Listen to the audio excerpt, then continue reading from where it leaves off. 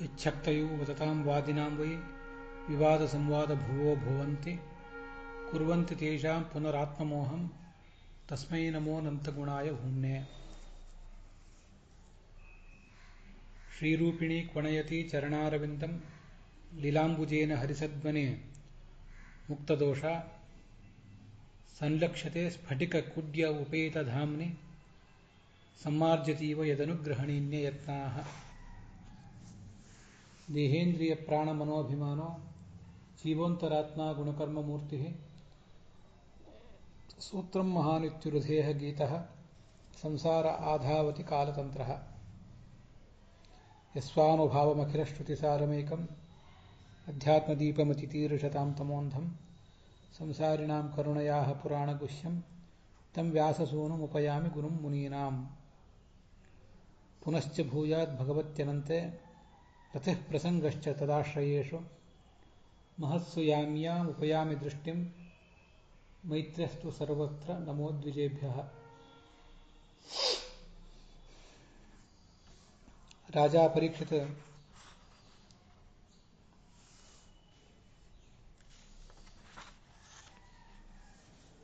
विष्णुनद्याः गङ्गायाः दक्षिणे तीरे प्रवाहे निर्मिते एकस्तंभे प्रासादे प्रायमुपाविशत्। तत्र भुवनं पुनानाः अनेके जना मुनयः सशिष्याः अत्रि वसिष्ठचवन शरद्वादादयः मेधातिथि देवल भरद्वाज मौद्गल गौतम प्रभृतयः आजग्मुः। तांश्च आगतान् अभ्यर्च्य राजा शिरसा ववन्दे। तेषु सुखोपविष्टेषु अयं महीपतिः स्वचिकीर्षितं विज्ञापयामास। अनेके खलु नृपाः अस्मिन् जगतीतले वर्तन्ते, तेषां वयमेव धन्यतमाः। यत् गर्ह्यकर्माणमपि मां सर्वे भवन्तः अनुजगृहुः। अहमत्र ईशे भगवते निविष्टचित्तः उपविशामि। सर्वेपि भवन्तः अत्र प्रतियान्तु। गंगा च देवी अत्र आयातु। द्विजशाप प्रेरितः मायावी तक्षकोपि अलं दशतु मां। भवन्तः विष्णुकाथाः गायन्तु। अनेन च मुनिशापेन मया निर्वेदः समप्राप्यत।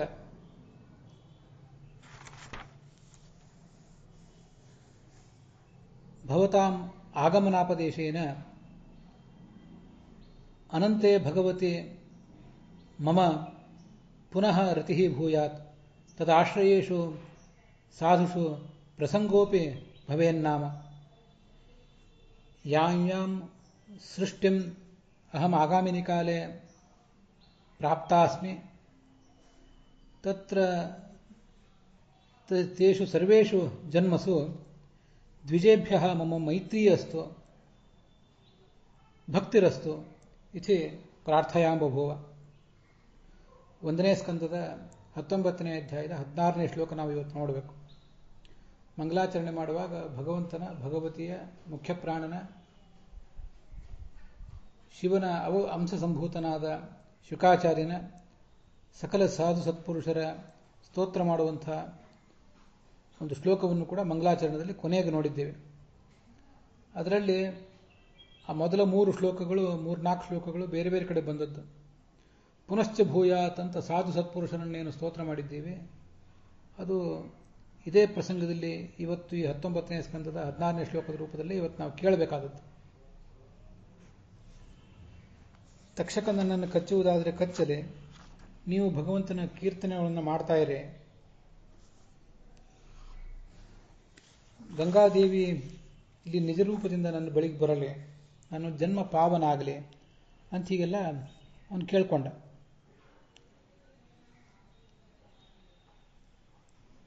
ನಿಮ್ಮ ಸಮಾಗಮದಿಂದ ಅನಂತ ಕಾಲತಃ ದೇಶತಃ ಅನಂತನಾದ ಭಗವಂತನಲ್ಲಿ ನನಗೆ ಭಕ್ತಿ ಹೆಚ್ಚಲಿ, ಮತ್ತೆ ಆ ಭಗವಂತನ ದಿವ್ಯ ಚರಿತ್ರವನ್ನು ಹಾಡುವ ಕೊಂಡಾಡುವ ಅಧ್ಯಯನ ರೂಪದಲ್ಲಿ, ಶ್ರವಣ ಮನ ಧ್ಯಾನ ರೂಪದಲ್ಲಿ ಅವನನ್ನು ಆಶ್ರಯಿಸಿರುವ ಭಗವದ್ಭಕ್ತರಲ್ಲಿ ನನಗೆ ಸಮಾಗಮವೂ ಯಾವತ್ತೂ ಆಗ್ತಾ ಇರಲಿ. ಇನ್ನು ಎಂದೋ ಎಲ್ಲಿಯೋ ಯಾವುದೇ ಜನ್ಮದಲ್ಲಿ ನಾನು ಹುಟ್ಟಿದರೂ ಎಲ್ಲೆಡೆಯೂ ನನಗೆ ಮೈತ್ರಿ ಇರುವಂತಾಗಲಿ, ಯಾವತ್ತೂ ಯಾರ ಬಗ್ಗೆಯೂ ಕೂಡ ನನಗೆ ದ್ರೋಹ ಬುದ್ಧಿ ಬರುವುದು ಬೇಡ, ಶಮೀಕನ ಬಗ್ಗೆ ಅಂಥದ್ದೊಂದು ಅಪಚಾರ ಮಾಡಬೇಕು ಅನ್ನುವ ಬುದ್ಧಿ ನನಗೆ ಇವತ್ತು ಬಂತು, ಮುಂದೆಂದೂ ಹಾಗೆ ಬರದೇ ಇರಲಿ. ಜ್ಞಾನಿಗಳಾದವರು ಎಲ್ಲೇ ಇರಲಿ, ಅವರೆಲ್ಲರಿಗೂ ನನ್ನ ನಮಸ್ಕಾರ ಈಗ ಇರಲಿ, ಮುಂದೆಯೂ ಕೂಡ ಅವರನ್ನು ಗೌರವಿಸುವ, ಅವರನ್ನು ಸರಿಯಾಗಿ ಸಮಾಧರಿಸುವಂಥ ಒಂದು ಬುದ್ಧಿ ಪ್ರವೃತ್ತಿ ನನಗಿರಲಿ ಅಂತ ಪ್ರಾರ್ಥನೆ ಮಾಡಿದ. ಅದು ಈ ಶ್ಲೋಕ ನಾವೀಗ ನೋಡ್ತಿರೋದು. ಇದಕ್ಕೆ ಬೇರೆ ವ್ಯಾಖ್ಯಾನಕಾರರು ವಿಶೇಷ ಅಂಶಗಳನ್ನೇನು ಹೇಳಿಲ್ಲ.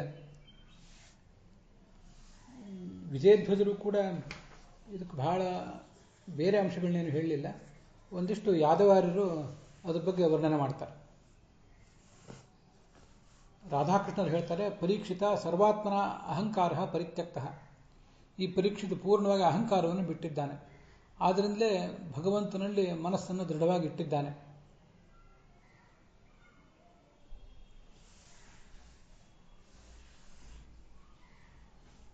ಯಾವತ್ತು ನನಗೆ ಎಷ್ಟೇ ಜನ್ಮಗಳು ಬಂದರೂ ಅಲ್ಲೆಲ್ಲ ಕಡೆ ಭಗವಂತನ ಭಕ್ತಿ, ಭಾಗವತರ ಸಂಘ, ಇದರಿಂದ ಕೂಡಿದ ಇಂಥ ಒಂದು ಭಾಗ್ಯವಂತದಿಂದ ಕೂಡಿದ ಜನ್ಮ ಪರಂಪರೆಯೇ ನನಗಿರಲಿ ಅಂತ ಕೇಳ್ಕೊಂಡಿದ್ದಾನೆ.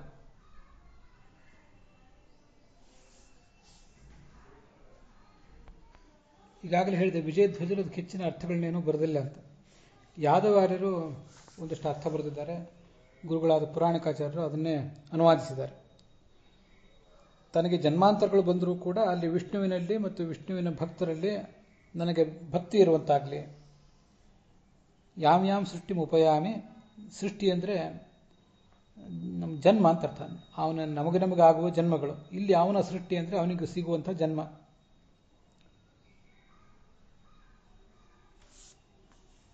ಮೈತ್ರಿ ಇರಲಿ ಅಂತ ಕೇಳ್ತಿದ್ದಾನೆ.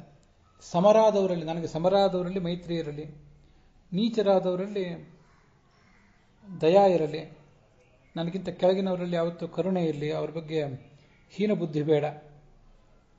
ಮುಂದೆ ಬರೀತಾರೆ ಯಾದವಾರರು, ನೀಚಯೋನಿ ಪ್ರಾಪ್ತೋ ದ್ವಿಜೇಭ್ಯ ಹರಿಭಕ್ತ ತ್ರಿವರ್ಣೇಭ್ಯ ನಮಃ ಪ್ರಫೀಭಾವೋಸ್ತು. ನನಗೆ ಯಾವುದೇ ನೀಚ ಯೋನಿ ಬಂದರೂ ಕೂಡ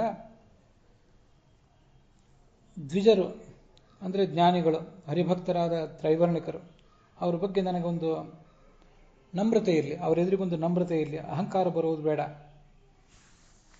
ಅಂತ ಅರ್ಥ ಬರೆದಿದ್ದಾರೆ. ಹೀನ ಜಾತಿಯಲ್ಲಿ ಹುಟ್ಟಿದರು ಅಂತ ಪುರಾಣಿಕರು ಅದನ್ನು ಅನುವಾದ ಮಾಡಿದ್ದಾರೆ. ಪರೀಕ್ಷಿತನಿಗಿದು ಚರಮ ಶರೀರ, ಮುಂದೆ ಹುಟ್ಟೇ ಇಲ್ಲ ಅವನಿಗೆ, ಅವನು ತಿಳಿಯದೇ ಹೀಗೆ ಮಾತಾಡ್ತಿದ್ದಾನೆ ಅಂತ ಅವರು ಬ್ರ್ಯಾಕೆಟ್ನಲ್ಲಿ ಬರೆದಿದ್ದಾರಲ್ಲ, ಅದು ಯಾದವಾರ್ಯರು ಬರೆದ ಸಂಗತಿಯೇ. ಇದಂ ಚ ಪ್ರಾರ್ಥನಂ ಸ್ವಸ್ಯ ಅಯಂ ಚರಮದೇಹ ಇತಿ ಅಜ್ಞಾನಾದ್ವಾ ಜ್ಞಾನೇಪಿ ಕಲೌ ಜಾತೋಸ್ಮಿ ದೇವೇಶಃ ಇತ್ಯಾದಿ ಬ್ರಹ್ಮವಾಕ್ಯವತ್ ಲೋಕಶಿಕ್ಷಾರ್ಥಂ ವಾ ಇತಿ ಜ್ಞಾತವ್ಯಂ. ಪರೀಕ್ಷಿತನಿಗಿದು ಕೊನೆಯ ಜನ್ಮ, ಅದು ಅವನಿಗೆ ಈಗ ಗೊತ್ತಾಗ್ತಿಲ್ಲ. ನಂದಿದು ಕೊನೆಯ ಜನ್ಮ, ಇನ್ನು ನನಗೆ ತಂದೆ ತಾಯಿಯಿಂದ ಯಾವುದೇ ಹುಟ್ಟಿಲ್ಲ ಅನ್ನುವುದು ಅವನಿಗೆ ಗಮನಕ್ಕೆ ಬಂದಿಲ್ಲ. ಭಗವಂತ ಅಂಥ ಒಂದು ವ್ಯವಸ್ಥೆ ಅವನಿಗೆ ಮಾಡಿಟ್ಟಿದ್ದಾನೆ. ಆ ವ್ಯವಸ್ಥೆಯನ್ನು ಇವನು ಸ್ವೀಕಾರ ಮಾಡುವನಿದ್ದಾನಷ್ಟೇ. ಅವನಿಗೆ ಗೊತ್ತಿಲ್ಲ ಆದ್ದರಿಂದ ಮತ್ತೆ ಯಾವುದೇ ಜನ್ಮ ಬಂದರು ಅಂತ ಮಾತಾಡ್ತಿದ್ದಾನೆ ಅಂತ ಯಾದವಾರರು ಬರೆದಿದ್ದಾರೆ. ಅದನ್ನೇ ಪುರಾಣಿಕಾಚಾರ್ಯರು ಬರೆದಿದ್ದಾರೆ. ಮುಂದೆ ಹುಟ್ಟೇ ಇಲ್ಲ ಅವನಿಗೆ, ಆದರೆ ಅವನಿಗದು ಗೊತ್ತಿಲ್ಲ ಆದ್ದರಿಂದ ಈ ಥರ ಮಾತಾಡ್ತಿದ್ದಾನೆ. ಅಥವಾ ಯಾದವಾರರು ಬರೀತಾರೆ, ಗೊತ್ತಿದ್ರೂ ಕೂಡ ಅದನ್ನು ಅವ್ರು ತೋರಿಸ್ಕೊಳ್ಳೋದಿಲ್ಲ, ಹೊರಗೆ ತೋರಿಸ್ಕೊಳ್ಳೋದಿಲ್ಲ. ಅವರು ಅನೇಕ ಜ್ಞಾನಿಗಳು, ದೇವತೆಗಳು ಮೊದಲಾದವರು ತಮ್ಮ ಸ್ವರೂಪವನ್ನು ತೋರಿಸ್ಕೊಳ್ಳೋದಿಲ್ಲ. ಅದಕ್ಕಾಗಿ ಹೀಗೆ ಮಾತಾಡ್ತಿರ್ತಾರಲ್ಲ, ಹಾಗೆ ಈ ಪರೀಕ್ಷಿತನು ಕೂಡ ಮಾತಾಡಿದ್ದಾನೆ ಅಂತ ಅವ್ರು ಹೇಳ್ತಾರೆ. ಇದು ಕೊನೆಯ ಜನ್ಮ ಅನ್ನೋದಕ್ಕೆ ಏನು ಆಧಾರ ಅಂತ ಒಂದು ನಮಗೆ ಜಿಜ್ಞಾಸೆ ಬರ್ತದೆ. ಅದಕ್ಕೆ ಹಿಂದಿನ ಅಧ್ಯಾಯದಲ್ಲಿ 18ನೇ ಅಧ್ಯಾಯದಲ್ಲಿ 16ನೇ ಶ್ಲೋಕ ಬಂದಿದೆ. ಸವೈ ಮಹಾಭಾಗವತಃ ಪರೀಕ್ಷಿತ ಏನಾಪವರ್ಗಾಖ್ಯ ಮದಬ್ರ ಬುದ್ಧಿ ಜ್ಞಾನೇನ ವೈಯಾಸಿಕಿ ಶಬ್ದಿತೇನ ಭೇಜೆ ಖಗೇಂದ್ರ ಧ್ವಜ ಪಾಜ ಮೂಲಂ ಅಂತ ಆ 16ನೇ ಶ್ಲೋಕ. ಈ ವ್ಯಾಸಪುತ್ರರಾದ ಶುಕಾಚಾರ್ಯರು ಉಪದೇಶ ಮಾಡಿದ ಜ್ಞಾನವನ್ನು ಪಡೆದು ಈ ಪರೀಕ್ಷಿತ ಖಗೇಂದ್ರ ಧ್ವಜ ಅಂದರೆ ಗರುಡಧ್ವಜನಾದ ಭಗವಂತನ ಪಾದ ಮೂಲವನ್ನು ತಲುಪಿದ ಅಂತ ಅದಕ್ಕೆ ಅವರು ವ್ಯಾಖ್ಯಾನ ಮಾಡಿದ್ದಾರೆ. ಅಲ್ಲಿ ಭಾಗವತ ಶ್ಲೋಕ ಇದೆ. ಭಗವಂತನ ಪಾದ ಮೂಲವನ್ನು ತಲುಪುವುದು ಅಂದ್ರೆ ಏನರ್ಥ? ಅದು ವೈಕುಂಠವನ್ನೇ ತಲುಪುವುದು ಅಂತ ಅರ್ಥ. ಅದಕ್ಕೆ ಹಿಂದೆ ವಿಜಯಧ್ವಜರು ಕೂಡ ಹಾಗೆ ವ್ಯಾಖ್ಯಾನ ಮಾಡಿದ್ದಾರೆ, ಯಾದವಾರರು ಕೂಡ ಹಾಗೆ ವ್ಯಾಖ್ಯಾನ ಮಾಡಿದ್ದಾರೆ.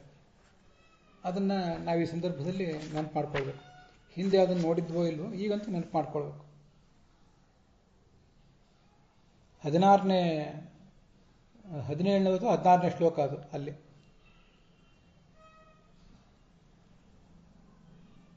ವೈಯಾಸಿಕಿನ ಶ್ರೀಶುಕೇನ ಶಬ್ದಿತೇನ ಉಪದಿಷ್ಟೇನ ಜ್ಞಾನೇನ ಖಗೇಂದ್ರ ಧ್ವಜಸ್ಯ ಗರುಡಧ್ವಜಸ್ಯ ಪಾದಮೂಲಂ ಭೇಜೆ. ಅದು ಅಪವರ್ಗಾಖ್ಯಂ ಅಂದರೆ ಮೋಕ್ಷ ರೂಪವಾದ ಪಾದಮೂಲ ಅದು ಅಂತ ಬರೀತಾರೆ ವಿಜಯಧ್ವಜ ತೀರ್ಥರು. ಯಾದವಾರರು ಅಲ್ಲಿ ಹೇಳ್ತಾರೆ, ಅಪವರ್ಗ ಇತ್ಯಾಖ್ಯ ಯಸ್ಯ ತತ್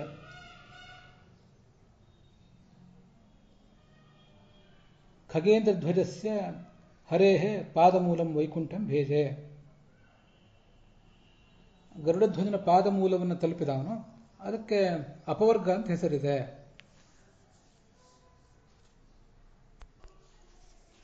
ಆ ಶ್ಲೋಕಗಳನ್ನು ವ್ಯಾಖ್ಯಾನಿಸುವಾಗ ಹಿಂದಿನ ಅಧ್ಯಾಯದಲ್ಲಿ ನಾನು ಹೆಚ್ಚದನ್ನು ವಿವರಿಸಿರಲಿಲ್ಲ ಅಂತ ಕಾಣಿಸ್ತದೆ. ಅಲ್ಲಿ ಆದರೆ ಹಿಂದಿನ ಶ್ಲೋಕ ಇದೆ, ತಥೋ ಭವಾನ್ ವೈ ಭಗವತ್ ಪ್ರಧಾನ ಅಂತ. ಆ ಶೌನಕಾದಿಗಳು ಈ ಸೂತರನ್ನ ಪ್ರಾರ್ಥನೆ ಮಾಡ್ಕೋತಾರೆ. ಅಲ್ಲಿ ಬಂದಿರುವಂಥ ಶ್ಲೋಕ ಅದು. ಸವೈ ಮಹಾಭಾಗವತ ಪ್ರಧಾನ, ಮಹಾಭಾಗವತರಾದ ಸೂತರು ನೀವು ನಮಗೆ ಆ ಮಹಾತ್ಮನಾದ ಭಗವಂತನ ಕಥೆಯನ್ನು ವರ್ಣಿಸಬೇಕು. ಹರೇಹೇ ಉದಾರಚರಿತಂ ವಿಶುದ್ಧಂ ವಿತನೋತು. ಆ ಕಥೆಯನ್ನು ನೀವು ನಮ್ಗೆ ಹೇಳಿರಿ. ಏನ ವೈಯಾಸಿಕ ಶಬ್ದಿತೇನ ಜ್ಞಾನೇನ, ಯಾವ ಈ ಜ್ಞಾನದಿಂದ ಅಥವಾ ಜ್ಞಾನ ಸಾಧನವಾದ ಭಾಗವತದ ಶ್ರವಣದಿಂದ ಯಾವುದನ್ನು ವ್ಯಾಸಪುತ್ರರಾದ ಶುಕಾಚಾರ್ಯರು ಕೊಟ್ಟರೋ ಅದನ್ನು ಪಡೆದೇ ಈ ಪರೀಕ್ಷಿತ ಭಗವಂತನ ಪಾದಮೂಲವನ್ನು ತಲುಪಿದ್ನಲ್ಲ, ಅದನ್ನು ನೀವು ನಮಗೆ ಕೊಡಿರಿ, ಅದನ್ನು ನೀವು ನಮಗೆ ಇವತ್ತು ವಿವರಿಸಿ ಹೇಳ್ರಿ ಅಂತ ಅವ್ರು ಕೇಳ್ತಿದ್ದಾರೆ. ಆ ಶ್ಲೋಕದಲ್ಲಿ ಪರೀಕ್ಷಿತ ವೈಯಾಸಿಕ ಶಬ್ದಿತೇನ ಏನ ಜ್ಞಾನೇನ ಅಪವರ್ಗಾಖ್ಯಂ ಖಗೇಂದ್ರ ಧ್ವಜ ಪಾದಮೂಲಂ ಭೇಜೆ ತತ್ ಹರೇಃ ಉದಾರಚರಿತಂ ವಿದ್ವಾನ್ ಭವಾನ್ ನಹ ವಿತನೋತು ಅಂತ ಹೀಗೆ ಅನ್ವಯ. 16ನೇ ಶ್ಲೋಕ ಮತ್ತು 15ನೇ ಶ್ಲೋಕ ಅವೆರಡಕ್ಕೂ ಸೇರಿ ಅಲ್ಲಿ ಅನ್ವಯ ಮಾಡಬೇಕು. ಯಾವ ಜ್ಞಾನವನ್ನು ಪಡೆದು ಗರುಡಧ್ವಜನಾದ ಭಗವಂತನ ಪಾದಮೂಲವನ್ನು ಅರ್ಥಾತ್ ಮೋಕ್ಷವನ್ನು ಪಡೆದನೋ ಈ ಪರೀಕ್ಷಿತ, ಆ ಜ್ಞಾನವನ್ನು ಅಂದರೆ ಆ ಜ್ಞಾನ ಸಾಧನವಾದ ಭಾಗವತವನ್ನು ನೀವು ಕೂಡ ನಮಗೆ ಉಪದೇಶ ಮಾಡಿರಿ ಅಂತ ಅದಲ್ಲಿರೋ ಶಬ್ದ.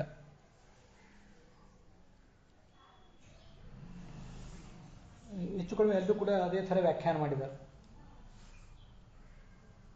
ಭೇಜೆ ಖಗೇಂದ್ರ ಧ್ವಜಪಾದ ಮೂಲಂ ಅಂತನ್ನೋದಕ್ಕೆ ಯಾದವಾರ್ಯರು ಕೂಡ ಅಲ್ಲೇ ಶ್ರುತೇನ ಶ್ರವಣಿ ವಿಷಯೀಕೃತೇನ ಅಪವರ್ಗ ಇತ್ಯಾಖ್ಯಾ ಯಸ್ಯ ತತ್, ಆ ಭಗವಂತನಾದ ಗರುಡಧ್ವಜನ ಪಾದ ಮೂಲಕ್ಕೆ ಅಪವರ್ಗ ಅಂತ ಹೆಸರು, ಅದನ್ನು ಇವನು ಪಡೆದ ಅಂತ. ಹೀಗೆ ಆ ಶ್ಲೋಕದಲ್ಲಿ ಅದು ಬಂದಿದೆ. ಅದನ್ನು ಇಲ್ಲಿ ಯಾದವಾರ್ಯರು ನೆನಪು ಮಾಡ್ಕೋತಿದ್ದಾರೆ ಈ 16ನೇ ಶ್ಲೋಕದಲ್ಲಿ. ಅವನಿಗೆ ತನಗಿದು ಕೊನೆಯ ಜನ್ಮ ಅನ್ನೋದು ಗೊತ್ತಿಲ್ಲ, ಆದ್ದರಿಂದ ಮುಂದೆ ಮತ್ತೂ ಜನ್ಮ ಬಂದರೂ ನನಗೆ ಯಾವತ್ತೂ ಮೈತ್ರಿ ಇರಲಿ, ಭಗವದ್ಭಕ್ತರ ಬಗ್ಗೆ ಆದರವಿರಲಿ ಅಂತ ಕೇಳ್ಕೊತಾ ಇದ್ದಾನೆ. ಅದನ್ನೇ ಪುರಾಣಿಕಾಚಾರ್ಯ ಬರೆದಿದ್ದಾರೆ. ಆದರೆ ಚರಮ ಶರೀರ ಅಂತನ್ನೋದನ್ನ ಎಲ್ಲರೂ ಏನು ಬರೆದಿಲ್ಲ. ಇದು ಚರಮ ಶರೀರ ಅನ್ನುವುದಕ್ಕೆ ಆಧಾರ ಇರುವುದು ಆ ಹಿಂದಿನ ಅಧ್ಯಾಯದಲ್ಲಿ ಬಂದಿರುವ ಆ ಶ್ಲೋಕವೇ, ಭೇಜೆ ಖಗೇಂದ್ರ ಧ್ವಜಪಾದ ಮೂಲಂ ಅನ್ನುವ ಆ ಶಬ್ದವೇ. ಆದರೆ ಈ ಜ್ಞಾನವನ್ನು ಪಡೆದು ಅವನು ಮೋಕ್ಷಕ್ಕೆ ಹೋದ ಅಂತನ್ನೋದು ಕಾಲಕ್ರಮೇಣ ಹೋಗ್ತಾನೆ, ಹೋಗುವುದು ನಿಶ್ಚಿತ ಆದ್ದರಿಂದ ಹೋಗ್ತಾನೆ ಅಂತ ಅರ್ಥನೋ, ಅಥವಾ ಅವನು ಆವಾಗಲೇ ಅದೇ ಜನ್ಮವನಿಗೆ ಕೊನೆಯ ಜನ್ಮ ಅಂತಲೇ ನಿಶ್ಚಿತವೋ, ಅದನ್ನು ತೀರ್ಮಾನಿಸುವುದು ಸ್ವಲ್ಪ ಕಷ್ಟ ಆಗ್ತದೆ. ಆಚಾರ್ಯರು ಅದ್ರ ಬಗ್ಗೆ ಏನು ಹೇಳಲಿಲ್ಲ. ವಿಜಯಧ್ವಜರು, ಯಾದವಾರ್ಯರು ಮೊದಲಾದವರು ಅದನ್ನು ಹೇಳಿದರೆ ಪೂರ್ಣವಾಗಿ ಅದನ್ನು ಗ್ರಹಿಸುವುದು ಕಷ್ಟ ಆಗ್ತದೆ, ಅದನ್ನು ನಂಬೋದು ಕಷ್ಟ ಆಗ್ತದೆ. ಆಚಾರ್ಯ ಹೇಳದೇ ಇದ್ದನ್ನು ನಾವು ನಂಬಬಾರದು ಅಂತ ನನ್ನ ತಾತ್ಪರ್ಯ ಅಲ್ಲ. ಆದರೆ ಕೆಲವು ಸೂಕ್ಷ್ಮ ವಿಷಯಗಳು ಅವು ಕೇವಲ ಯಾದವಾರ್ಯರು ವಿಜಯಧ್ವಜರು ಹೇಳಿದಾಗ ಅವು ನಂಬುವುದು ಕಷ್ಟ ಆಗ್ತದೆ ಅಂತ ನಾನು ಇಷ್ಟ ಅಭಿಪ್ರಾಯ ಹೇಳಿದೆ. ಅದನ್ನು ಆ ಥರ ಸ್ವೀಕಾರ ಮಾಡುವುದು ಬಿಡುವುದು ನಿಮಗೆ ಬಿಟ್ಟದ್ದು. ಅದ್ರ ಮುಂದೆ 17ನೇ ಶ್ಲೋಕ, ಇದ್ರ ಬಗ್ಗೆ ನಾವು ಈಗಾಗಲೇ ಹಿಂದೆ ಹೇಳಿ ಆಗಿದೆ, ಮತ್ತೆ ಅದನ್ನು ನಾನೇನು ಹೇಳೋದಿಲ್ಲ, ಸಾರಾಂಶ ಮಾತ್ರ ಹೇಳ್ತೇನೆ. ಜನಮೇಜಯನಿಗೆ ರಾಜ್ಯಭಾರವನ್ನು ಒಪ್ಪಿಸಿದ. ಗಂಗಾ ಪ್ರವಾಹದ ನಡುವೆ ಇದ್ದ ಒಂದು ಅರಮನೆಯಲ್ಲಿ ಪೂರ್ವಾಭಿಮುಖನಾಗಿ ದರ್ಬೆ ಹಾಸಿ ಅದರ ಮೇಲೆ ಉತ್ತರಾಭಿಮುಖವಾಗಿ ಪ್ರಾಯೋಪವೇಶಕ್ಕೆ ಕುಳಿತ. ಗಂಗಾಯಾಮ್ ಉದಕೆ ಏವ ಕಿಂಚಿತ್ ದಕ್ಷಿಣ ದಿಗ್ಭಾಗೆ ಪ್ರಾಸಾದೆ ಅಂತ ಅಲ್ಲಿ ಭಾಗವತ ತಾತ್ಪರ್ಯ ಇದೆ. ಇದನ್ನೆಲ್ಲವನ್ನೂ ಕೂಡ ನಾವು ಈ ಹಿಂದಿನ 2 ವಿಮರ್ಶೆಗಳಲ್ಲಿ ನೋಡಿ ಆಗಿದೆ. ಗಂಗಾ ನದಿಯಲ್ಲೇ ಅವನು ಕೂತಿಲ್ಲ, ಗಂಗಾ ನದಿಯ ದಕ್ಷಿಣ ಭಾಗದಲ್ಲಿ ಪ್ರವಾಹದ ನಡುವೆನೇ ಒಂದು ಅರಮನೆ ಇತ್ತು ಅವನಿಗೆ. ಆ ಅರಮನೆಯಲ್ಲೇ ಅವನು ಪ್ರಾಯೋಪವೇಶಕ್ಕೆ ಕೂತ್ಕೊಂಡ ಅಂತ 17ನೇ ಶ್ಲೋಕದ ಅರ್ಥ. ಅದರಿಂದ ನಾನು ಅದನ್ನು ಈಗ ಹೆಚ್ಚು ಹೇಳೋದಿಲ್ಲ. ಮತ್ತೇನು ಮಾಡಿದ? ಸರ್ವಂ ರಾಜನ ಚಿಹ್ನೆಗಳನ್ನೆಲ್ಲವನ್ನೂ ತೆಗೆದುಹಾಕಿದ. ಕೇಯೂರುಗಳು, ಕೈಯಲ್ಲಿ ಧರಿಸುವ, ಕಾಲಲ್ಲಿ ಧರಿಸುವಂತಹ ಎಲ್ಲ ಥರದ ಆಭರಣಗಳು, ಹಾರ, ಅಂಗದ ಅಂದರೆ ತೋಳ್ಬಳೆಗಳು, ಮೌಲಿ, ತಲೆ ಮೇಲಿನ ರತ್ನದ ಉಂಗುರಗಳು, ವಿಮಲ ನಿರಸ್ಯ ಪವಿತ್ರ ಪಾಣಿ, ಕೇವಲ ಪವಿತ್ರವೊಂದನ್ನು ಧರಿಸಿದ್ದ ಅಂಥವನಲ್ಲಿ ಕೂತ್ಕೊಂಡ. ಕೇಯೂರ ಅಂದರೆ ತೋಳಿನಲ್ಲಿ ಧರಿಸುವಂಥ ಒಂದು ವಂಕಿ. ಅಂಗದ ಅಂತಲೂ ಅದಕ್ಕೆ ಪರ್ಯಾಯ ಪದ ಕೇಳಿ ಬರ್ತದೆ. ಹಾಗೆ ಆ ಪರೀಕ್ಷೆಯಲ್ಲಿ ಕೂತ್ಕೊಂಡಾಗ, ಪ್ರಾಯೋಪವೇಶ ಕೂತ್ಕೊಂಡಾಗ ದೇವತೆಗಳು ಆಕಾಶದಲ್ಲಿ ಅವನ ಮೇಲೆ ಹೂವಿನ ಮಳೆ ಕರೆದರು. ದೇವದುಂದುಭಿಗಳು ಅಲ್ಲಿ ಮೊಳಗಿದವು. ಮಹರ್ಷಯೋ ವೈ ಸಮುಪಾಗತಾಯೇ, ಅಲ್ಲೇನು ಮಹರ್ಷಿಗಳು ಬಂದಿದ್ರಲ್ಲ ಅವರೆಲ್ಲ ಸಾಧು ಸಾಧು ಅಂತ ಅದನ್ನು ಪ್ರಶಂಸಿಸಿದರು. ಅವರಿಗೆಲ್ಲ ಪ್ರಜೆಗಳನ್ನು ಅನುಗ್ರಹಿಸುವುದೇ ದೊಡ್ಡ ಕೆಲಸ. ಪ್ರಜಾನುಗ್ರಹ ಶೀಲ ಸಾರಾಹ ಇದು ಉತ್ತಮ ಶ್ಲೋಕ ಗುಣಾನುರೂಪಂ. ಪರೀಕ್ಷಿತನನ್ನು ಪ್ರಶಂಸಿಸಿದ್ದು ಹೌದು, ಆದರೆ ಅದೇ ಸಂದರ್ಭದಲ್ಲಿ ಪರೀಕ್ಷಿತನನ್ನು ಪ್ರಶಂಸಿಸುವ ನೆಪದಿಂದ ಉತ್ತಮ ಶ್ಲೋಕನಾದ ಭಗವಂತನ ಗುಣಗಳನ್ನು ವರ್ಣನೆ ಮಾಡುವ ಉಪಯುಕ್ತವಾದ ಮಾತನ್ನೇ ಊಚುಹು ಆಡಿದರು. ಹೇಳಿದ್ರಂತವನಿಗೆ, ರಾಜರ್ಷಿ ಪರೀಕ್ಷಿತನೇ, ನಿನಗೇನು ಇದು ಆಶ್ಚರ್ಯ ಅಲ್ಲ, ಎಲ್ಲವನ್ನೂ ಪರಿತ್ಯಾಗ ಮಾಡಿ ಇಲ್ಲಿ ಕೂತಿದ್ಯಲ್ಲ, ಇದೇನು ಆಶ್ಚರ್ಯ ಅಲ್ಲ. ಯಾಕೆಂದರೆ ನಿಮ್ಮ ಪೂರ್ವಜರಾದಂಥ ಪಾಂಡವರು ಕೂಡ ಆ ಭಗವಂತನ ಪಾದ ಸೇರುವ ಪ್ರಸಂಗ ಬಂದಾಗ, ಭಗವತ್ ಪಾರ್ಶ್ವಕಾಮಾಹ, ಅವರು ಎಲ್ಲವನ್ನೂ ಕೂಡ ಪರಿತ್ಯಾಗ ಮಾಡಿದರು. ಅಧ್ಯಾಸನ ಅಂದರೆ ಸಿಂಹಾಸನವನ್ನು ಕೂಡ ಪರಿತ್ಯಾಗ ಮಾಡಿದರು. ಆ ಸಿಂಹಾಸನಕ್ಕೆ ಉಳಿದೆಲ್ಲ ರಾಜರು ಸಾಮಂತರು ಬಂದು ನಮಸ್ಕಾರ ಮಾಡ್ತಿದ್ದಂಥ ಸಿಂಹಾಸನ ಅದು, ಅದನ್ನೂ ಅವರು ಪರಿತ್ಯಾಗ ಮಾಡಿದರು. ಕೃಷ್ಣನನ್ನು ಆಶ್ರಯಿಸಿದವರು ಯಾವತ್ತೂ ಕೂಡ ಅವ್ರ ವಂಶದಲ್ಲಿ ನೀನು ಹುಟ್ಟಿದ್ದೆ, ನಿನಗದೇನು ಆಶ್ಚರ್ಯ ಅಲ್ಲ. ನೀನು ಮಹಾಭಾಗವತನೇ. ಅಂಥವನು ನೀನೀಗ ನಿನ್ನ ಶರೀರವನ್ನು, ಈ ಭೌತ ಶರೀರವನ್ನು ತೊರೆದು ಭಗವಂತನ ಬಳಿಗೆ ಹೋಗ್ತಾ ಇದ್ದೆ. ಅಜಂ ಪರಂ ವಿರಜಸ್ಕಂ ವಿಶೋಕಂ, ಹುಟ್ಟಿಲ್ಲದ ಸರ್ವೋತ್ತಮನಾದ ಸತ್ವರಜಸಮ ಗುಣಗಳಿಲ್ಲದ ಶೋಕರಹಿತನಾದ ಆ ಭಗವಂತನ ಬಳಿಗೆ ನೀನು ಹೋಗ್ತಾ ಇದ್ದಿ. ಅಲ್ಲಿವರೆಗೆ ನೀನೇನು ಹೋಗ್ತಾ ಇದ್ದಿ, ಅಲ್ಲಿವರೆಗೆ ನಾವು ಕೂಡ ಇಲ್ಲಿ ನಿಲ್ಲುತ್ತೇವೆ, ನಿನ್ನ ಆ ಸದ್ಗತಿಗೆ ನಾವು ಸಾಕ್ಷಿಗಳಾಗ್ತೇವೆ ಅಂತಂದ್ರೆ ಅವರು. ಅಲ್ಲಿ ವಿರಜಸ್ಕಂ ಅಂದರೆ, ಈ ವಿಶೋಕಂ ಅಂದರೆ ನಿತ್ಯ ನಿರ್ದುಃಖನಾದವನು. ಯಾಕೆಂದರೆ ವಿರಜಸ್ಕ ಅಶೋಭನವಾದ್ದರಲ್ಲಿ ಶೋಭನ ಎಂಬ ಬುದ್ಧಿ ಇಲ್ಲದವನು ಈ ಭಗವಂತ. ಕೆಟ್ಟದರ ಬಗ್ಗೆ ಕೆಟ್ಟದು ಅನ್ನುವ ಬುದ್ಧಿನೇ ಇದ್ದವನು. ಅನಿತ್ಯವನ್ನು ಅನಿತ್ಯ ಅಂತಲೇ ತಿಳಿದವನು. ನಾವೆಲ್ಲ ವಕ್ರ ಬುದ್ಧಿಗಳು, ಯಾವುದನ್ನು ಹೇಗೆ ತಿಳಿಯಬೇಕೋ ಅದನ್ನು ಆ ಥರ ತಿಳಿಯದೆ ತಪ್ಪಾಗಿ ತಿಳಿಯುವವರು. ಆದರೆ ಭಗವಂತ ಹಾಗಲ್ಲ. ಆದ್ದರಿಂದ ಆತ ವಿರಜಸ್ಕ, ಶುದ್ಧವಾದ ಜ್ಞಾನ ಇದ್ದವನು. ಪರ ಅಂದರೆ ತ್ರಿಗುಣಾತೀತ, ಪೂರ್ಣ. ಅಜ ಅಂದರೆ ಜನ್ಮರಹಿತ. ಇದು ವಿಜಯಧ್ವಜರು ಅಲ್ಲಿ ಬರೆದಿರುವಂತಹ ಅರ್ಥ. ಯಾದವಾರರು ಅಲ್ಲಿ ಏನು ಹೆಚ್ಚಿನ ಅರ್ಥ ಅದಕ್ಕೆ ಏನೂ ವ್ಯಾಖ್ಯಾನ ಮಾಡಿಲ್ಲ. ಒಂದು ವಾಕ್ಯದ ವ್ಯಾಖ್ಯಾನ ಮಾಡಿದ್ದಾರೆ. ಭಗವಂತನ ಗುಣಗಳನ್ನು ವರ್ಣನೆ ಮಾಡುವ ಶಬ್ದಗಳಿಗೆ ಅವರು ಏನೂ ವ್ಯಾಖ್ಯಾನ ಮಾಡಲಿಲ್ಲ. ಈ ಮಾತನ್ನು ಅವನು ಕೇಳಿದ ಮೇಲೆ ಮುಂದಿನಂತೆ ಅವನು ಹೇಳಿದಂತೆ. ಅದೆಂಥದ್ದು, ಆ ಋಷಿಗಳ ಮಾತೆಂಥದ್ದು ಅಂದರೆ ಮಧುಶ್ಚುತ, ಅಮೃತ ಸುರಿಸುವಂಥ ಮಾತದು. ಗುರು ಶಾಪ ವ್ಯಲೀಕಂ, ಗುರುವಿನ ಶಾಪವೇನೋ ಅವನಿಗೆ ಬಂದಿತ್ತು. ಆದರೆ ಗುರುಗಳು ಅಂದರೆ ಶಮೀಕರ ಮಗ ಶೃಂಗಿ, ಅವನ ಶಾಪವೇನೋ ಬಂದಿತ್ತು, ಹೌದು. ಆದರೆ ಅಂಥ ಶಾಪವನ್ನು ಪರಿಹರಿಸುವಂತಹ, ಶಾಪದ ತೀವ್ರತೆಯನ್ನು ತಡೆಗಟ್ಟುವಂತಹ ಒಂದು ಮಾತದು ಈ ಋಷಿಗಳು ಹೇಳಿದ ಮಾತು. ಅಂಥ ಮಾತನ್ನು ಇವನು ಕೇಳಿ ಈ ಮುಂದಿನಂತೆ ಅವ್ರಿಗೆ ಹೇಳಿದಂತೆ. ಅಭಿನಂದ್ಯ ಯುಕ್ತ ಶುಶ್ರೂಷಮಾಣ ಚರಿತಾನಿ ವಿಷ್ಣು, ಭಗವಂತನ ಕಥೆಯನ್ನು ಕೇಳಬೇಕು ಅಂತ ಹಂಬಲ ಇತ್ತು. ಅವನು ಈ ಮುಂದಿನಂತೆ ಮಾತಾಡಿದ.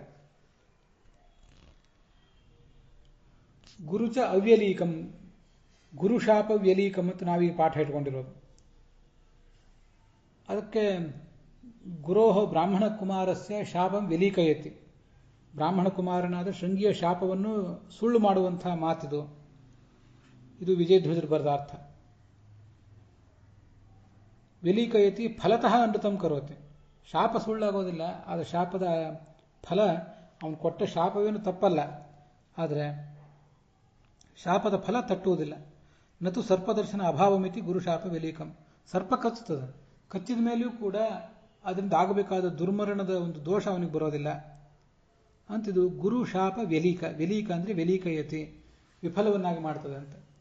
ಗುರುಚ ಅವ್ಯಲೀಕಂ ಅಂತ ಶ್ರೀಧರರು ಇಟ್ಕೊಂಡಿರೋ ಪಾಠ. ಗುರು ಅಂದರೆ ಗಂಭೀರವಾದ ಮಾತು ಅದು ಋಷಿಗಳದು, ಅವ್ಯಲೀಕ ಅಂದರೆ ಸತ್ಯವಾದ ಮಾತು ಅಂತ ಅವ್ರು ಇಟ್ಕೊಂಡಿದ್ದಾರೆ. ಇಲ್ಲ ಆಚಾರ್ಯ ಏನು ಹೇಳಿಲ್ಲ, ಆದ್ದರಿಂದ ಇಂಥದನ್ನೆಲ್ಲ ನಾವು ತೀರ್ಮಾನಿಸೋದು ಕಷ್ಟ, ಯಾವ ಪಾಠ ಸರಿ, ಯಾವುದು ತಪ್ಪು ಅಂತ.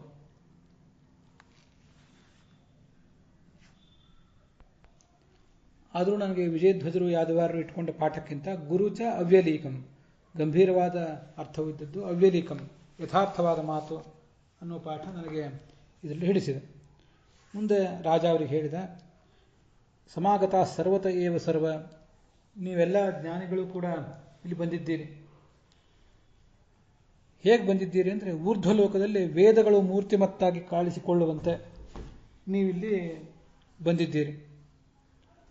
ನಿಮಗೆ ಇನ್ನೊಬ್ಬರನ್ನು ಅನುಗ್ರಹಿಸುವುದನ್ನು ಬಿಟ್ಟು ಬೇರೆ ಯಾವ ಉದ್ದೇಶವೂ ಇರೋದಿಲ್ಲ ಅಂತ ಮಹಾತ್ಮರು ನೀವು. ನೇಹ ಅಥವಾ ಅಮೂತ್ರಚ ಕಶ್ಚನಾರ್ಥ, ಈ ಜಗತ್ತಿನಲ್ಲೂ ನಿಮಗೇನು ಆಗಬೇಕಾದ್ದಿಲ್ಲ, ಪರಲೋಕದಲ್ಲೂ ನಿಮಗೇನು ಆಗಬೇಕಾದ್ದಿಲ್ಲ. ಪರಾನುಗ್ರಹ ಆತ್ಮಶೀಲ, ಇನ್ನೊಬ್ಬರಿಗೆ ಅನುಗ್ರಹ ಮಾಡುವುದೇ ದೊಡ್ಡ ಒಂದು ಕೆಲಸ ನಿಮಗೆ. ಈಗ ಅವನು ಹೇಳಿದ ಅವರಿಗೆ. ಈ ಶ್ಲೋಕ ಭಾಗವತ ಸಾರೋದ್ಧಾರದಲ್ಲಿ ರಾಜವಿರಾಗ ಪ್ರಕರಣದಲ್ಲಿ 29ನೇ ಶ್ಲೋಕದ ರೂಪದಲ್ಲಿ ಬಂದಿದೆ.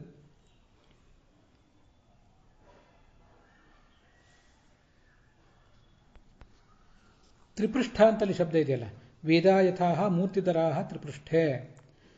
ತ್ರಿಪೃಷ್ಠದಲ್ಲಿ ವೇದಗಳು ಮೂರ್ತಿ ಮತ್ತಾಗಿರುವಂತೆ ನೀವೆಲ್ಲ ಈ ಋಷಿಗಳಲ್ಲಿ ಬಂದಿದ್ದೀರಿ ಅಂತ. ಆ ತ್ರಿಪೃಷ್ಠ ಅನ್ನೋ ಶಬ್ದಕ್ಕೆ ಒಬ್ಬೊಬ್ಬರು ಒಂದೊಂದು ರೀತಿ ಅರ್ಥ ಮಾಡ್ತಾರೆ. ತ್ರಿಪೃಷ್ಠ ಅಂದರೆ ಸತ್ಯಲೋಕೆ ಅಂತ ಅರ್ಥ ಬರೀತಾರೆ ವಿಷ್ಣು ತೀರ್ಥರು. ಸತ್ಯಲೋಕದಲ್ಲಿ ಚತುರ್ಮುಖ ಬ್ರಹ್ಮನ ಆಸ್ಥಾನದಲ್ಲಿ ವೇದಗಳೆಲ್ಲವೂ ಕೂಡ ಎಲ್ಲ ಶಾಸ್ತ್ರಗಳು, ಆಯುರ್ವೇದಾದ ಶಾಸ್ತ್ರಗಳು ಕೂಡ ಮೂರ್ತಿಮತ್ತಾಗಿರ್ತವೆ ಅಂತ ಅನ್ನೋದು ಅಲ್ಲಿ ಕಾಣಿಸುವಂಥ ಮಾತು.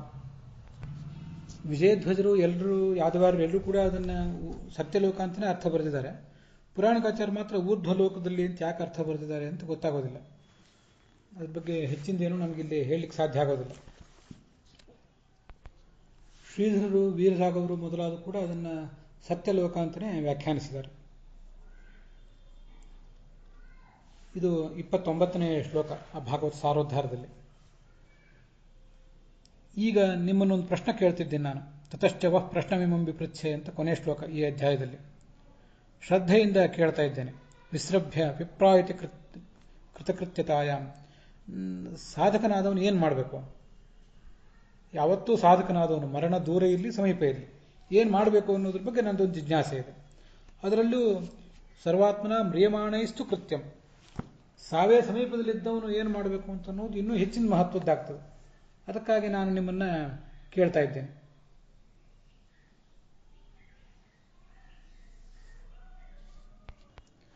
ಇತಿಕೃತ್ಯತ ಅಂತಿದೆಯಲ್ಲ, ಅದು ಏವಂ ಕರ್ತವ್ಯಂ ಎಂಬ ನಿರ್ಣಯ. ಹೀಗೆ ಮಾಡಬೇಕು ಅಂತ ಒಂದು ನಿರ್ಣಯ. ಕಷ್ಟದ ಪ್ರಸಂಗದಲ್ಲಿ ಸಾಧಕ ವರ್ತಿಸಬೇಕಾದಂಥ ಒಂದು ಮಾರ್ಗ, ಅದನ್ನು ಇತಿಕೃತ್ಯತ ಅಂತ ವರ್ಣನೆ ಮಾಡ್ತಾರೆ.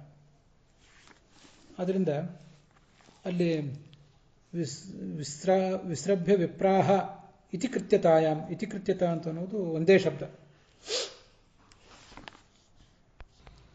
ನಾನು ನನ್ನಂಥವನು ಏನು ಮಾಡಬೇಕು ಅನ್ನೋದ್ರ ಬಗ್ಗೆ ನೀವು ಅಭಿಮೃಷತ ಚೆನ್ನಾಗಿ ಆಲೋಚನೆ ಮಾಡಿರಿ. ಯಾಕೆಂದರೆ ನೀವು ಅಭಿಯುಕ್ತರು, ಶಾಸ್ತ್ರದ ಬಗ್ಗೆ ವಿಶೇಷವಾದ ಒಂದು ನಿಷ್ಠೆ ಇರುವಂಥವ್ರು. ನೀವು ಶಾಸ್ತ್ರೋಕ್ತವಾದ ಶ್ರವಣ ಮರಣದಲ್ಲಿ ನಿರಂತರ ಆಸಕ್ತರಾದವರು.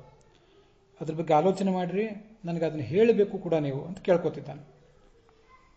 ಇಲ್ಲಿ ಈ ಹಿಂದೆ 17ನೇ ಅಥವಾ 16ನೇ ಶ್ಲೋಕ ಬಂತಲ್ಲ, ಪುನಶ್ಚ ಭೂಯಾತ್ ಭಗವತ್ತನಂತೆ ಅಂತ ಇವತ್ತು ನಾವು ಪ್ರಾರಂಭ ಮಾಡಿದ್ವಲ್ಲ, ಅದು ಭಾಗವತ ಸಾರೋದ್ಧಾರದಲ್ಲಿ 30ನೇ ಶ್ಲೋಕ. ಅದು ನಾನು ಆವಾಗ ಭಾಗವತ ಸಾರೋದ್ಧಾರವನ್ನು ನೆನಪು ಮಾಡ್ಕೊಳ್ಳೋದನ್ನು ಮರ್ತುಬಿಟ್ಟೆ.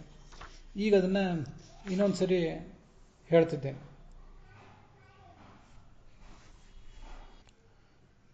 ಯಾಂ ಯಾಂ ಸೃಷ್ಟಿಂ ಯೋನಿಂ ತತ್ರ ತತ್ರ ಸರ್ವತ್ರ ಮೈತ್ರಿ ಭಕ್ತಿ ಭವಾದೃಶಾನಾಂ ವಸ್ತು. ಯಾವುದೇ ಜನ್ಮಕ್ಕೆ ನಾನು ಹೋದರೂ ಅಲ್ಲಿ ನನಗೆ ಭಗವಂತರ ಬಗ್ಗೆ ಭಕ್ತಿ ಇರಲಿ, ಭಾಗವತರ ಬಗ್ಗೆಯೂ ಭಕ್ತಿ ಇರಲಿ ಅಂತ ಕೇಳ್ಕೊತಿದ್ದಾನೆ. ಅಲ್ಲೇನು ನೀಚ ಜನ್ಮ ಅಂತ ಅರ್ಥ ಮಾಡಿಲ್ಲ ವಿಷ್ಣು ತೀರ್ಥರು ಕೂಡ. ಅದನ್ನು ಗಮನಿಸಬೇಕು. ಯಾದವಾರರು ಮಾತ್ರ ಹಾಗೆ ಅರ್ಥ ಮಾಡಿದ್ದಾರೆ.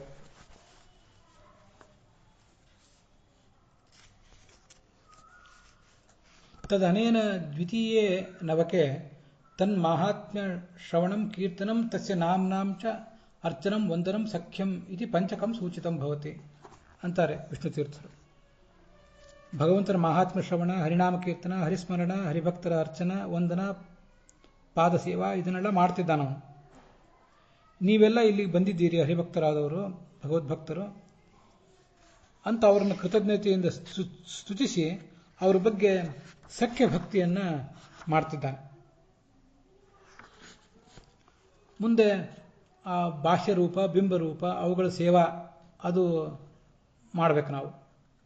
ಅದಕ್ಕೆ ದಾಸ್ಯ ಅಂತಾರೆ, ಆತ್ಮನಿವೇದನ ಅಂತಾರೆ. ಅದನ್ನು ಮುಂದೆ ಸಪ್ತಾಹ ಶ್ರವಣ ಕಾಲದಲ್ಲಿ ಅವನು ಮಾಡುವನಿದ್ದಾನೆ. ಅಂತೂ ನವವಿಧವಾದ ಭಾಗವತ ಧರ್ಮವನ್ನು ಕೂಡ ತಾನು ಅನುಷ್ಠಾನಕ್ಕೆ ತಂದಿದ್ದಾನೆ. ಅದನ್ನು ಜಗತ್ತಿಗೆ ತೋರಿಸಿಕೊಡ್ತಾ ಇದ್ದಾನೆ ಕೂಡ.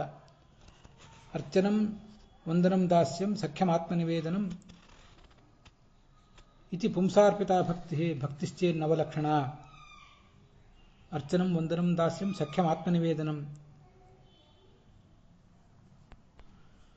ಶ್ರವಣಂ ಕೀರ್ತನಂ ವಿಷ್ಣೋಃ ಸ್ಮರಣಂ ಪಾದಸೇವನಂ ಅರ್ಚನಂ ವಂದನಂ ದಾಸ್ಯಂ. ಹೀಗೆ 9 ಥರದ ಭಕ್ತಿ ಅದು. ಅದನ್ನು ಆಚರಣೆಗೆ ತರಬೇಕು ಅಂತನ್ನೋದನ್ನು ಅವನು ತೋರಿಸ್ತಿದ್ದಾನೆ. ಸಾರೋದ್ಧಾರದಲ್ಲಿ ಪುರಾಣಿಕಾಚಾರ್ಯರು ಒಂದಿಷ್ಟು ಚರ್ಚೆ ಮಾಡಿದ್ದಾರೆ. ಭೇಜೆ ಖಗೇಂದ್ರ ಧ್ವಜಪಾದ ಮೂಲಂ ಅಂತ ಬಂದಿದೆ. ಆದ್ದರಿಂದ ಚರಮ ಶರೀರಿಯಾದಂಥ ಆ ರಾಜನಿಗೆ ಮುಂದೆ ಹುಟ್ಟೇ ಇಲ್ವಲ್ಲ, ನಾನು ಯಾವ ಶರೀರದಲ್ಲಿಯೇ ಹುಟ್ಟಿದ್ರು ಅಂತ ಅವನು ಯಾಕೆ ಕೇಳ್ಕೋಬೇಕು, ಮುಂದೆ ಹುಟ್ಟುವುದಕ್ಕೆ ಅರ್ಥ ಏನಿದೆ, ಅವನಿಗೆ ಹುಟ್ಟೇ ಇಲ್ವಲ್ಲ ಅಂತ ಒಂದು ಜಿಜ್ಞಾಸೆ ಅವರು ಮಾಡ್ಕೊಂಡಿದ್ದಾರೆ.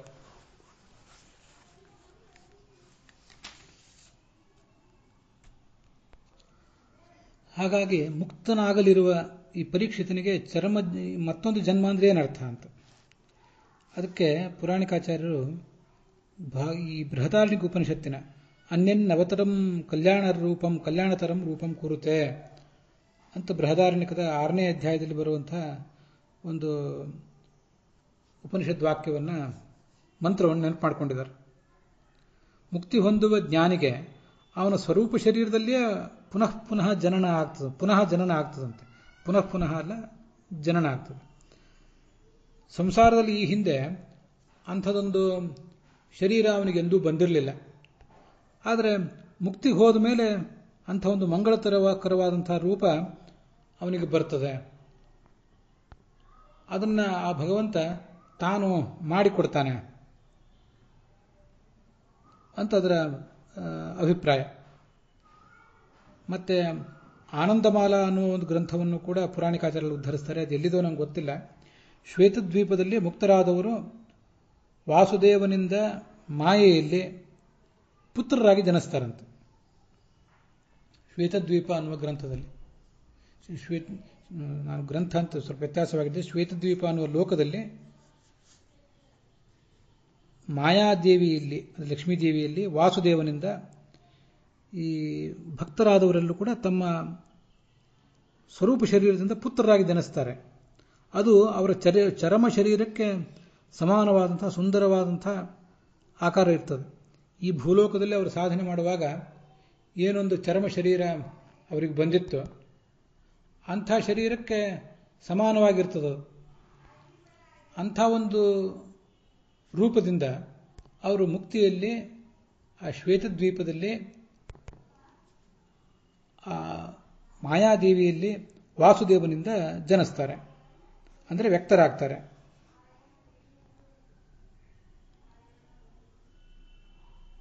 ಹೀಗೆ ರಾಜನಿಗೆ ಅದೆಲ್ಲ ಮುಂದಿನ ವಿಷಯ ತಲೆಯಲ್ಲಿ ಇದೆಯೋ ಇಲ್ವೋ, ಅಂತೂ ನಾನು ಎಲ್ಲೇ ಹುಟ್ಟಿದ್ರು ಅಂತ ಆತ ಹೇಳಿಕೊಳ್ಳುವುದೇನಿದೆ, ಮುಕ್ತಿಯಲ್ಲಿ ನನಗೆ ಮತ್ತೊಂದು ಜನ್ಮ ಬರೋದಿದೆ, ಅದೊಂದು ಹೊಸ ಜನ್ಮವೇ ಇದ್ದಂತೆ ಮುಕ್ತಿ ಅಂದರೆ.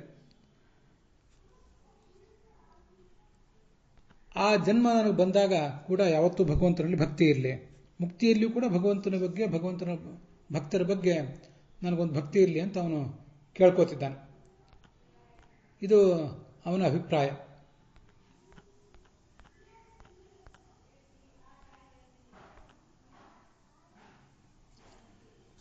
ಆ ಬೃಹದಾರಣ್ಯಕದಲ್ಲಿ ಹೀಗಿದೆ: ಯಥಾ ಪೇಶಸ್ಕರಿ ಪೇಶಸಃ ಮಾತ್ರಾಂ ಉಪಾದಾಯ ಅನ್ಯನ್ನವತರಂ ಕಲ್ಯಾಣತರಂ ರೂಪಂ ತನುತೆ ಏವಮೇವ ಇದಂ ಶರೀರಂ ನಿಹತ್ಯ ಅವಿದ್ಯಾಂ ಗಮಯಿತ್ವಾ ಅನ್ಯನ್ನವತರ ರೂಪಂ ಕಲ್ಯಾಣತರಂ ರೂಪಂ ಕುರುತೆ ಪಿತೃಂ ವಾ ಗಾಂಧರ್ವಂ ವಾ ದೈವಂ ವಾ ಪ್ರಾಜಾಪತ್ಯಂ ವಾ ಬ್ರಾಹ್ಮಂ ವಾ ಅನ್ಯೇಷಾಂ ಭೂತಾನಾಂ ಅಂತ ಹೀಗೆ ಅಲ್ಲಿ ಬಂದಿರುವಂಥ ಮಾತು. ಒಬ್ಬ ಅಕ್ಕಸಾಲಿಗನಾದವನು ಬಂಗಾರವನ್ನು ತೆಗೆದುಕೊಂಡು ಆ ಬಂಗಾರಕ್ಕೊಂದು ರೂಪ ಕೊಡ್ತಾನೆ. ನಮಗಿದೆಲ್ಲ ಗೊತ್ತಿದೆ.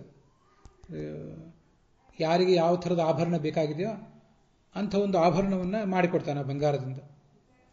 ಅದರಂತೆ ಇವನು ಕೂಡ ಆ ಜೀವನಿಗೆ ಏನೊಂದು ಅವಿದ್ಯೆ ಇತ್ತು, ಅವಿದ್ಯೆಯನ್ನೆಲ್ಲ ಹೊಡೆದೋಡಿಸಿ ತುಂಬ ಕಲ್ಯಾಣತರವಾದಂಥ ಮತ್ತೊಂದು ರೂಪವನ್ನು ಮಾಡಿಕೊಡ್ತಾನೆ.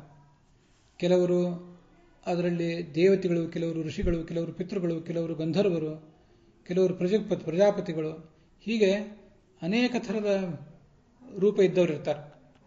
ಅವರವರಿಗೆ ಯೋಗ್ಯವಾದಂಥ ರೂಪ ಅವರವರಿಗೆ ಕೊಡ್ತಾನೆ. ಅವರವರ ಮೂಲ ಸ್ವರೂಪ ಏನಿರ್ತದೆ ಆ ಮೂಲ ಸ್ವರೂಪಕ್ಕೆ ತಕ್ಕಂಥ ರೂಪವನ್ನೇ ಅವ್ರಿಗೆ ಕೊಡ್ತಾನೆ. ಹೀಗೆ ಅದೊಂದು ಜನ್ಮ ಅವರಿಗೆ ಅಂತ ಅದರ ತಾತ್ಪರ್ಯ. ಇದನ್ನು ಆಚಾರ್ಯರು ಬೇರೆ ಬೇರೆ ಕಡೆ ಸ್ವರ್ಣಕಾರೋ ಯಥಾ ಸ್ವರ್ಣಮಲ ಮಗ್ನವು ನಿಹತ್ಯ ಅಂತ ಬೃಹದಾರಣ್ಯಕ ಭಾಷ್ಯದಲ್ಲೂ ಹೇಳಿದ್ದಾರೆ. ಸ್ವರ್ಣಕಾಲ ಅಂದರೆ ಅಕ್ಕಸಾಲಿಗ, ಆ ಬಂಗಾರಕ್ಕಿರುವ ಮಾಲಿನ್ಯವನ್ನು ಅಗ್ನಿಯಲ್ಲಿ ತೊಳೆದು ಹಾಕಿ ಶುದ್ಧೇನ ತೇನ ಚಾತ್ಮೇಷ್ಟಂ ಕುರುತೆ ರೂಪಮಂಜಸ, ಶುದ್ಧವಾದ ಬಂಗಾರದಿಂದ ತನಗೆ ಬೇಕಾದಂಥ ಒಂದು ಅನೇಕ ಆಭರಣಗಳನ್ನು ಮಾಡ್ತಾನೆ. ಅದರಂತೆ ಜೀವಸ್ಮರಣಸ್ಯ, ಜೀವ ಅನ್ನುವುದು ಬಂಗಾರ ಭಗವಂತನ ಪಾಲಿಗೆ. ಅದರ ಮಲವನ್ನು ಅವಿದ್ಯಾ ಕಾಮ ಕರ್ಮ ಇತ್ಯಾದಿಗಳನ್ನು ನಾಶ ಮಾಡಿ ಸ್ವೇಚ್ಛೆಯ ಅವನಿಗೆ ಯೋಗ್ಯವಾದ ರೂಪವನ್ನು ಮಾಡ್ತಾನೆ. ಮೂಲತಃ ಆತ ಪಿತೃಗಣದಲ್ಲಿ ಸೇರಿದ್ರೆ ಪಿತೃರೂಪ ಅವನಿಗೆ ಬರ್ತದೆ, ಗಂಧರ್ವ ಗಣದಲ್ಲಿ ಆತ ಸೇರಿದ್ರೆ ಗಂಧರ್ವ ರೂಪ. ದೈವಂತು ದೈವ ಜೀವಸ್ಯ, ಯಾರು ಮೂಲತಃ ದೇವಗಣದಲ್ಲಿ ಸೇರಿರ್ತಾನೋ ಅವನಿಗೆ ದೇವರೂಪವೇ ಬರ್ತದೆ, ಪ್ರಜಾಪತಿ ಗಣದಲ್ಲಿದ್ದವನಿಗೆ ಪ್ರಾಜಾಪತಿ ರೂಪವೇ ಬರ್ತದೆ ಅಂತ. ನಿತ್ಯಾನಂದ ಸ್ವರೂಪಕಂ ನ ಯೋಗ್ಯತಾಂ ವಿನಾ ಕ್ವಾಪಿ ಪೂರ್ವಪ್ರಜ್ಞಾಶ್ರುತೇ ಕ್ವಚಿತ, ಅವರವ್ರ ಯೋಗ್ಯತೆಗೆ ತಕ್ಕಂತೆ ಅಂಥ ರೂಪಗಳನ್ನು ಆತ ಮಾಡಿಕೊಡ್ತಾನೆ ಅಂತ. ಹೀಗೆ ಅಲ್ಲಿ ಬೃಹದಾರಣ್ಯಕ ಭಾಷ್ಯದಲ್ಲಿ ಕೂಡ ಆ ವಿಷಯ ಬಂದಿದೆ. ಹೀಗೆ ಮುಕ್ತಿ ನಮಗೆ ಇನ್ನೊಂದು ಜನ್ಮ ಅಂದರೆ ಮಹತ್ಸು ಯಾಮ್ಯಾಮ್ ಉಪಯಾಮದ ಸೃಷ್ಟಿಂ, ನನಗೆ ಇನ್ನೊಂದು ಜನ್ಮ ಬರುವುದು ಅಂದರೆ ಮುಕ್ತಿಯಲ್ಲಿ ಇನ್ನೊಂದು ಜನ್ಮ ಬರುವುದು ಅಂತಲೂ ಅರ್ಥ ಮಾಡ್ಕೊಂಡಿದ್ದಾರೆ ಪುರಾಣಿಕಾಚಾರ. ಆ ಅರ್ಥವು ಚೆನ್ನಾಗಿದೆ. ಮುಕ್ತಿಯು ಕೂಡ ಮತ್ತೊಂದು ಹುಟ್ಟೆ, ಶಾಶ್ವತವಾದ ಹುಟ್ಟಷ್ಟೇ, ಎಂದು ನಾಶವಿಲ್ಲದ ಹುಟ್ಟದು. ಆ ಅರ್ಥವನ್ನು ಕೂಡ ನಾವು ಸ್ವೀಕಾರ ಮಾಡಬಹುದು. ಅಲ್ಲಿಗೆ 1ನೇ ಸ್ಕಂದದ 19ನೇ ಅಧ್ಯಾಯದ ಈ ಒಂದು 25ನೇ ಶ್ಲೋಕ ಸಮಾಪ್ತವಾಗಿದೆ. ಈ ಅಧ್ಯಾಯವು ಕೂಡ ಸಮಾಪ್ತವಾಗಿದೆ. ಹುಸಿಯ ನಾಡಿ ಹೊಟ್ಟೆ ಹೊರೆವ ವಿಷಯದಲ್ಲಿ ರಸಿಕನೆಂದು ಹುಸಿಗೆ ಹಾಕಿದಿರೋ ಇನ್ನು ಹೃಷಿಕೇಶನೇ, ಈಶನಿನ್ನ ಚರಣ ಭಜನೆ ಆಸೆಯಿಂದ ಮಾಡುವೆ, ದೋಷ ರಾಶಿ ನಾಶ ಮಾಡು ಶ್ರೀಶಕೇಶವ. ಶ್ರೀಕೃಷ್ಣಾರ್ಪಣಮಸ್ತು.